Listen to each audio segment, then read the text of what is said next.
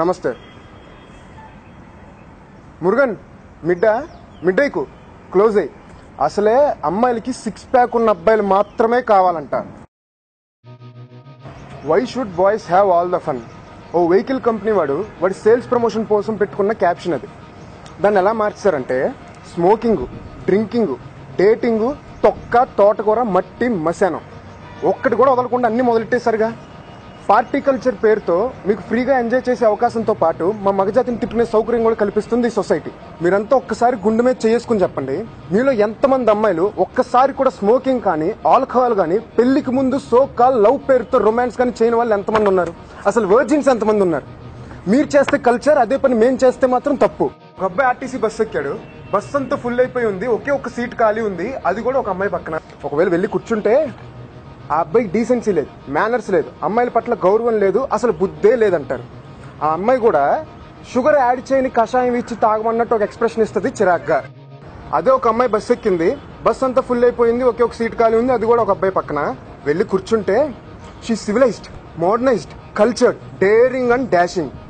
మీరు చేస్తే బిరుదులు, మేం చేస్తే బూతులా? ఓ మగాడు అమ్మాయిని కమెంట్ చేస్తే నీకు అక్క చెల్లెలు లేరా, మీ అమ్మని ఇలాగే పెంచిందని తిడతారు కదా. మరి అదే క్వశ్చన్ నేను మిమ్మల్ని అడుగుతున్నాను. ఎవడో ఎక్కడో ఒక ఎదవ రేప్ చేస్తే టోటల్ మగజాతిని కలిపి తిట్టేస్తున్నారు, రకరకాల వీడియోలు అప్లోడ్ చేస్తున్నారు మా మగజాతికి అగెన్స్ట్ గా. నీకు అన్న తమ్ముళ్ళు లేరా? మీ నాన్న నిన్ను ఇలాగే పెంచాడా? ఏంటి అలా చూస్తున్నావు? ఏంటి క్యాజువల్ గానా? నేను నిన్న అలా చూస్తే కామం అంటావుగా, నువ్వు చూస్తే క్యాజువల్ లుక్, నేను చూస్తే కామం, అంతేనా? మారండి కొంచెం. స్మోకింగ్, డ్రింకింగ్ లాంటి విషయాల్లో అప్డేట్ అయ్యారు కదా, ఇందులో కూడా అవ్వండి. ఓ మీకు నచ్చే విషయాల్లో మాత్రమే అప్డేట్ అవుతారా? మమ్మల్ని తిట్టుకునే విషయాల్లో మాత్రం ఇలానే ఉంటారా? పెళ్లి కావాల్సిన అమ్మాయివి 4 అబ్బాయిలతో తిరుగుతున్నావేంటి అంటే సోషల్ గా మూవ్ అవుతున్నావు అని సింపుల్ గా కొట్టిపడేస్తారు. అదే ఒక అబ్బాయి 4 అమ్మాయిల మధ్యలో ఉంటే ఈజ్ అ బిగ్ ఫ్లర్ట్. ఎన్ని అఫైర్స్ ఉన్నాయో ఏంటో.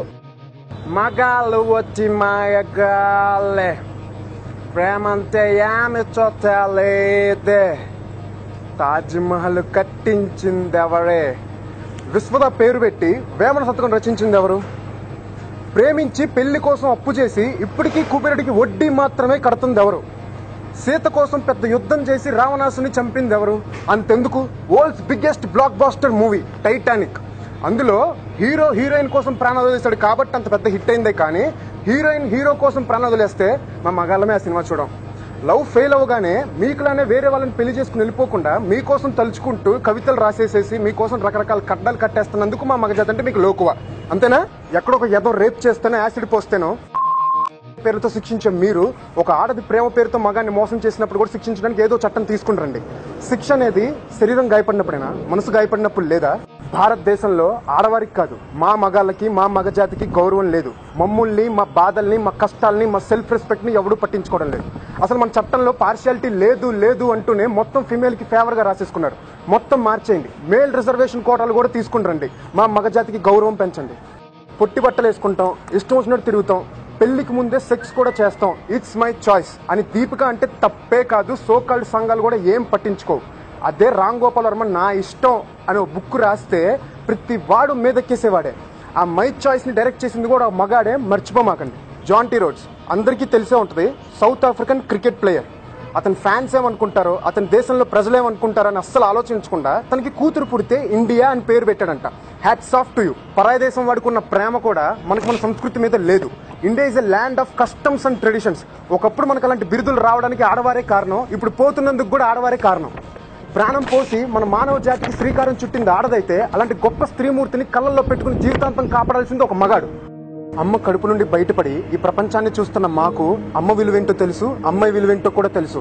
అందుకే పెళ్ళైన ప్రతి మగాడు తన లైఫ్ లో అమ్మ ముఖ్యమా, పెళ్ళాం ముఖ్యమా అనే క్వశ్చన్ అరైజ్ అయితే సమాధానం చెప్పలేక ఇద్దరి మధ్య నలిగిపోతున్నాడు, బయటికి చెప్పుకోలేక ఏడుస్తున్నాడు, సమాజం ముందు తల దించుకుంటున్నాడు, అయినా మిమ్మల్ని నెత్తిని పెట్టుకుని పూజిస్తున్నాడు. ప్రతి చిన్న విషయంలోనూ యూనిటీగా ఉండే మీరు అత్తా కోడళ్ళు అనే సంబంధాన్ని పులుముకోగానే ఏమైపోయింది ఆ యూనిటీ? ఎక్కడైనా ఒక తప్పు జరిగితే ఆ తప్పుకి కారణం మగాడు కాదు, ఆడది కాదు, ఆ సిచ్యువేషన్ ఏంటో, తప్పు ఎవరు చేశారో ఆ తప్పుకు శిక్ష ఏంటో తెలుసుకోవడం మానేసేసి మీ మగాళ్ళంతా ఇంతే, మగ బుద్ధే అంతా అంటే ఎలా?